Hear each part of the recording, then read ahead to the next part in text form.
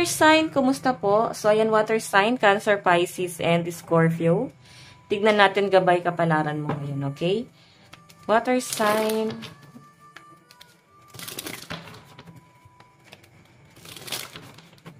Okay, water sign.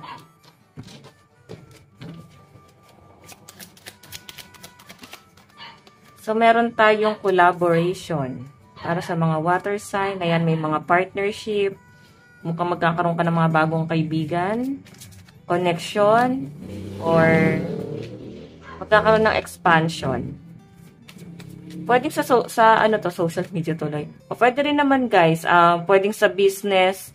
Siguro yung iba sa inyo is pinapasok nyo na rin guys sa mga page para mas makilala pa siya guys, no?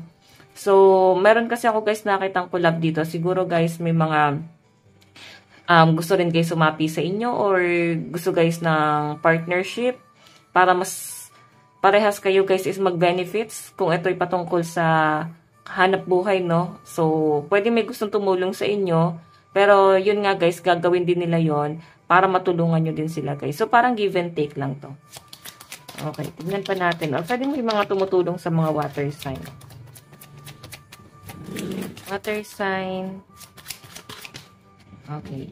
So, meron tayo guys, generosity and cycle.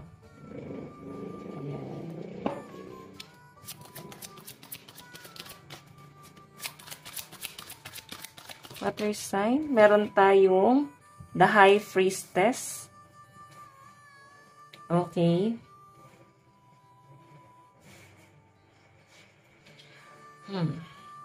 Napakaganda nito water sign kasi ikaw yung tipo ng tao na talagang likas na sa inyo guys yung mapagbigay. Siguro guys, eto ha, may mga tao na nakaka-appreciate ngayon sa pagiging matulungin mo sa kanila. So, kahit hindi nyo guys hinihiling, feeling ko, gusto nila guys na ibalik sa inyo yung mga utang na loob na kahit hindi naman kayo guys humihingi ng utang na loob.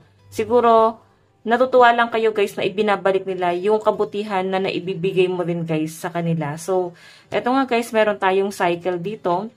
Magkakaroon guys ng parang bago, no?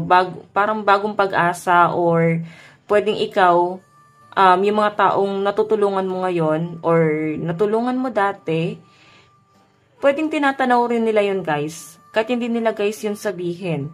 Cycle, pwedeng ikaw kasi ngayon ang nangangailangan ng tulong water sign. Okay? So, sa pinapakita sa akin dito, dahil ikaw ngayon nangangailangan ng tulong ngayon, pwedeng nararamdaman nila na kailangan tayo ngayon ni water sign. Siguro kailangan tayo naman na magbigay ng tulong sa kanya kasi marami silang naitulong sa atin. Kung kayo guys ay nararamdaman mo na parang ikaw ay parang nag-iisa, ikaw yung parang bigay ng bigay dati. Ngayon naman guys, mararamdaman mo yung blessing, ikaw naman yung tatamasa, okay? So, mararamdaman nyo water sign na marami nagmamahal pala talaga sa inyo. May nakakita rin ako dito guys, celebration or wedding meeting, ano ba to? Pwedeng sa family, okay? Family gatherings, okay? Yun yung nasasagap ko rito, okay? Parang meron dito guys, banding na magaganap. Meron din tayo guys, the High Priestess, ayan. Ang nakakatuwa sa mga water sign ngayon, mas lumalakas ang pakiramdam nyo, yung intuition nyo, lumalakas din guys yung parang kung paano, parang ganito guys merong isang tao or bago ka guys magpapasok ng mga bagong tao sa buhay mo, nararamdaman mo na agad kung ano yung intention nila sa inyo. So, napakalakas ng pakiramdam ng iba sa inyo. Yung iba sa inyo guys, napaka-positive lang nung nasasagap ko rito. So, ituloy-tuloy mo lang yung pagiging positive, lalo na kung ikaw ay nagiging positibo sa mga bagong connection, sa business. So, tuloy-tuloy mo lang yung pagiging positibo, nararamdaman din ng iba sa inyo na may potential. Okay, may potential kayo at lalago pa tong hanap buhay na sinisimulan nyo, okay? Or sisimulan pa lang. May nakikita rin ako guys, may mga tao rin na nakatingin sa inyo na parang humahanga sa inyo. Pwedeng ikaw, nawalan ka na guys ng confidence sa sarili mo or tinanggap mo na sa sarili mo na hanggang dito ka na lang. Pero guys, may mga taong mataas ang tingin sa inyo, intuition, malakas ang tingin sa inyo kasi alam nila na malayo pa yung mararating mo. So, ang kailangan lang iwasan ng mga water sign dito is yung mga what if. Okay? Yung mga what if na yan yung mga bagay na parang hahadlang sa mga bagay na gusto mong mangyari sa buhay mo. Kasi, kung puro ka what if, wala ka masisimulan. Okay? And yung iba dito guys, kung meron ka sisimulan na business, ayun, dahil nga may collaboration, baka hindi ka makapag-decide sa sarili mo, parang, i-consult mo pa to guys sa ibang tao.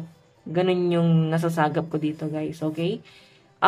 Siguro kasi, bago pa lang naman kayo guys magi-start, pwedeng sa business or sa trabaho, pwede naman din guys na nagsishare ka ng problema mo sa ibang tao, tapos nag-a-advise din naman talaga sila sa inyo na pwedeng makatulong sa inyo. Ang nakakatuwa lang guys, pinapakinggan mo talaga yung advice nila. So, may pagbabago na po na nangyayari dito guys kasi cycle na. Okay? Okay? So, pwede kasi guys itong cycle na to, nawawala na yung old cycle. Nandun ka na sa next page ng buhay mo. So, kalimutan na guys yung mga pangit na nangyari sa past. Past na yon. So, ngayon, may bagong cycle na. Yakapin na natin yung blessing na paparating pa sa inyo. Okay? Sige, tignan pa natin guys. Ang laki number mo, 3, 6, 10, 2. 3, 6, 10, and 2. Additional message.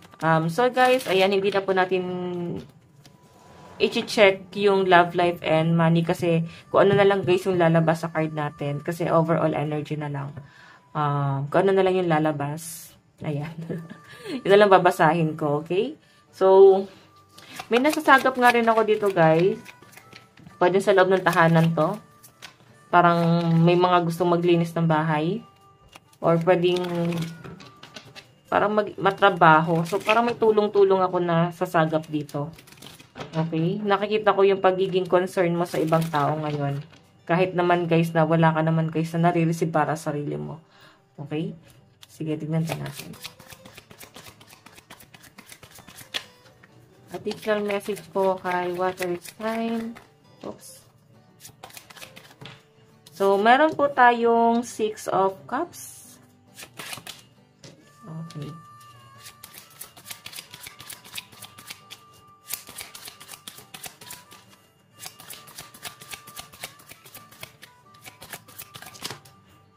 Meron tayong Justice.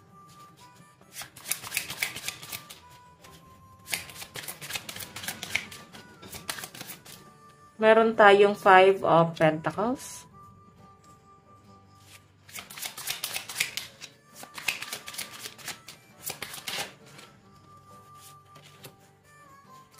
And Hierophant.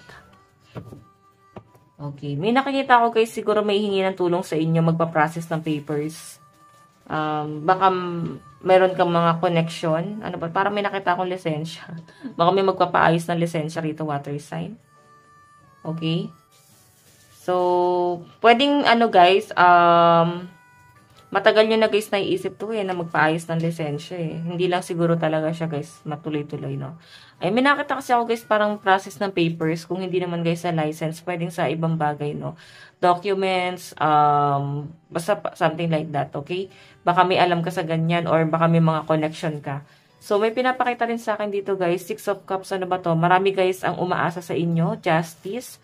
Ayan, kung nafe-feel ng mga water sign na ang daming umaasa sa inyo, ang daming nag-expect ng tulong, financial. So, I think ang kailangan nyong gawin dito, bigyan nyo sila guys ng hanap buhay or tulungan nyo sila guys na makapaghanap ng trabaho para hindi sila guys ganun sumasandal lang sa inyo. Okay? Pwede kasi guys na pinasan mo na lahat ng responsibilidad sa financial, sa loob ng tahanan. Ikaw na lahat guys yung nag-aasikaso. Kaya parang mararamdaman ng iba sa inyo guys yung pagod nyo rito sa inyong sa hanap buhay mo. Kasi may mga tao kapag guys na iniisip, problema nila guys iniisip mo, na para bang dapat ikaw yung gumawa ng solusyon sa problema nila. So, 5 of Pentacles, may nakita lang ako dito guys, konting conflict about finances. Baka meron kayo guys binabayaran, or baka meron kayong inutangan. Ano ba to? Ginigipit na ba kayo? Sinisingil na ba kayo? Or pwedeng kayo to guys, merong nangutang sa inyo, baka may maniningil ng utang dito. Okay? May nasa-sense ako dito guys, pagdating sa love life mo, merong gustong humabol sa inyo. Siguro itong taong to guys, nahihirapan siya ngayon pagdating sa finances niya. So, parang naiisip ka na itong taong to guys na, ay, si water sign, natutulungan ako na to sa financial. So, kahit pa paano guys, na-appreciate ka na itong taong to guys. Okay, so the Hierophant, iniisip-isip ka lang na itong taong to. So, parang naliliwanagan siya water sign sa mga sacrifice na ginawa nyo para sa kanya. And yung pagiging responsable mo sa mga responsibilidad nyo na hindi nyo naman guys responsibilidad dito sa taong to. Okay, so tignan pa natin. Ito na nga guys, sabi ko sa inyo, no? Pwedeng sila guys yung nakakaisip ngayon na parang bumawi naman sa inyo. Okay, pwede kasi guys na grabe yung sacrifice na ginawa mo talaga sa kanila. Kung nagkaroon na guys ng ending sa inyo, siguro ngayon nagkakaroon ng realization itong taong to na grabe yung sacrifice na ginawa niyo sa kanila. Okay, advice. Meron tayo guys, attend to the details. So, mukhang meron kang aasikasuhin ngayong araw. May mga pa-process, ganun. Tingnan pa natin.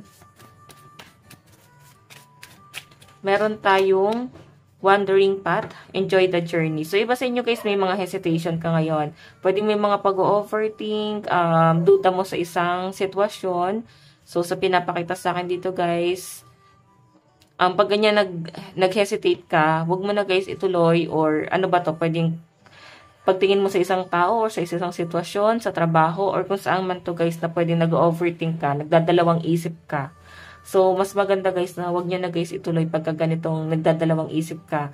Pwede kasi guys na sa ano ba to, pagbili ng bahay, baka ito guys yung sabi ko sa inyo na may hihingi ng tulong sa inyo na may pa-process about papers, pwedeng sa bahay, property, something like that. Pwedeng ikaw yung ginagawa nila guys na parang referral ba tawag doon? Reference, okay? Or na pag hindi sila guys nakabayad, nakalimutan ko yung tawag doon eh. Pag hindi sila guys nakabayad or wala silang kakayahan na magbayad, pwedeng ikaw yung magbabayad. Okay? So, sinasabi rito guys, enjoy the journey, wandering path. So, maganda naman siya guys sa kabilang banda, pero I think nakikita mo na sa kabilang banda naman guys, hindi siya guys magiging maganda pagdating sa inyo, okay? So pag ganyan guys, wag niyo na guys ituloy kung may hingi ng tulong sa inyo. Siguro kasi itong taong to guys, grabe yung pangangailangan niya ngayon. Pwedeng sa relationship mo, love life mo, or sa circle mo lang yan. Okay, so guys, ito lang po ang inyong reading. Maraming salamat po. Bye-bye.